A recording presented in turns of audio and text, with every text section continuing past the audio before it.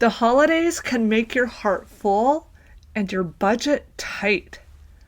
Today, we're walking through a simple, practical way to build a spending plan that protects your peace instead of stealing it. Welcome to A Cup of Hope, the podcast for women ready to create clarity and confidence in their life and money. I'm your host, Sherry Lynn, a life and money coach and your hope-filled strategist. Each week, we'll talk about the messy middle of life, faith, finances, freedom, and finding your purpose, all with truth, encouragement, and practical tools that you can use today. I'm so glad you're here.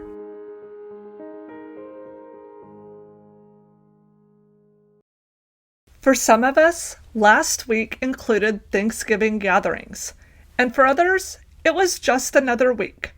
But no matter where you live, this time of year tends to serve us both joy and stress, and that's why today's conversation matters. Hey friends, welcome back to A Cup of Hope. I'm so glad you're here today. December can bring a swirl of emotions: excitement, gratitude, stress, pressure. And for some of you listening, this year looks different. Maybe your family dynamics have shifted. Maybe you're walking through separation, strained relationships, a heaviness, or a loss you didn't expect. If that's you, take a deep breath.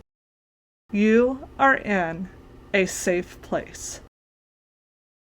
Today, we're talking about something simple but powerful: creating a holiday spending plan that brings peace, not pressure. Because when money is aligned with your values, it protects your heart, your energy, and your emotional margin, especially in a tender season. A plan isn't about restriction, it's about clarity. And clarity gives you space to focus on what matters most. Let's walk through this together, gently, intentionally, and with hope. There was a season in my life when December felt heavy before it ever began. Not because I was trying to overspend, but because we simply didn't have enough to include Christmas in our plan. And when there's no margin, every conversation about money can turn emotional fast. Some of you know what that's like. Wanting so deeply to create something meaningful for your kids or beautiful for your family. But the reality of the numbers feels impossible. For me, those conversations often became tense, and without a plan, the overwhelm built quickly. I ended up carrying the emotional weight of Christmas on my own, wanting to create something special, wanting to make the season beautiful, yet feeling like I didn't have the resources or the support to make that happen. And friend, I want to say this gently. Making a new choice, a healthy choice, doesn't mean the feelings disappear. Changing how you spend this year may mean grieving the version of Christmas that you pictured. It may mean letting go of expectations, yours or someone else's. It may mean choosing simplicity because your heart needs peace more than it needs presents. And that's okay. Doing the hard, honest thing now often protects you from resentment later. And sometimes the most loving thing you can do for yourself and for your family is to create a plan that honors your season. That's what we're walking into today. First, What you don't name controls you. Most December stress comes from the unknowns, last-minute gifts, forgotten events, emotional or comfort spending, expectations from others, I didn't plan for that moments. What you don't name grows. When you list out your holiday categories, even imperfectly, you take back your peace. Clarity brings calm. This isn't about restriction. It's about creating stability when life has already taken so much of your safety margin. Next, your values are your guardrails. Your capacity in a tender season is different. And because your capacity changes, your values may need to shift too. Here's what you can do. Ask, what matters most this December? Maybe it's peace, healing, emotional safety, protecting your kids' hearts, creating moments and memories, but not mountains of gifts. Simplicity, because that's where your soul can breathe. When money follows your values, spending becomes purposeful instead of reactive, and purpose brings peace. And friend, this has been true in my own family this year too. As my kids have grown, some married, one with a new baby on the way, some serving in ministry, and some with work schedules that make travel hard, our Christmas rhythm has changed. To honor different budgets and different seasons, we simplified. We decided to draw names and focus on one meaningful gift and then a shared experience together. It felt practical and surprisingly peaceful. Oh, and our Christmas Eve soup and sandwiches tradition that started years ago as a way to make things easy for me has become something that the kids actually love. But this year, the house will be a little quieter as there won't be overnight guests. So I'm learning to hold things with open hands and to stay grounded in the Word, to keep my eyes on Jesus instead of comparison, and to trust that shifting seasons don't mean something is wrong. They just invite me to adjust with grace.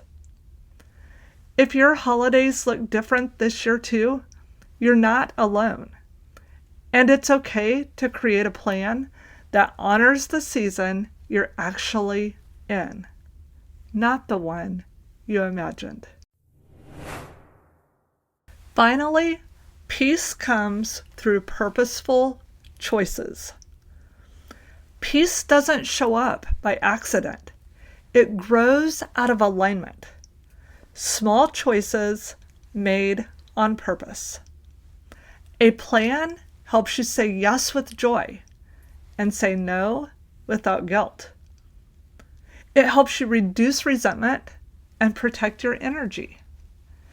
A plan helps you honor the season you're in and create emotional breathing room.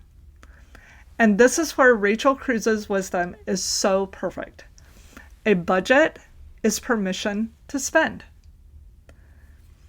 It's not restriction, not punishment, not deprivation, but permission.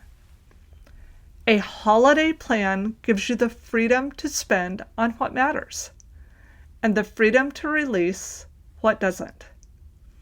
Your money becomes one more place where peace can settle and take root. Proverbs 21:5 says, "The plans of the diligent lead to profit."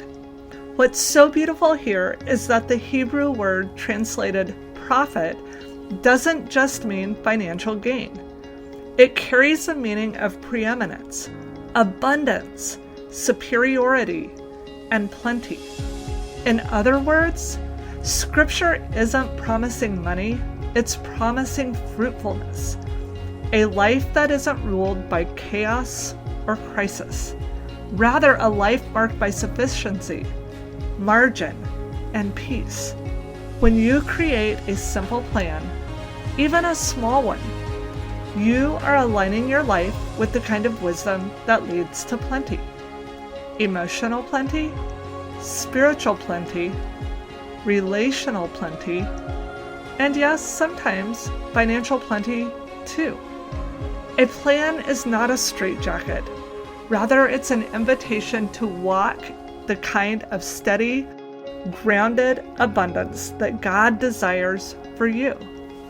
You are choosing a path that leads toward peace, not pressure, toward margin, not overwhelm, toward plenty, not lack.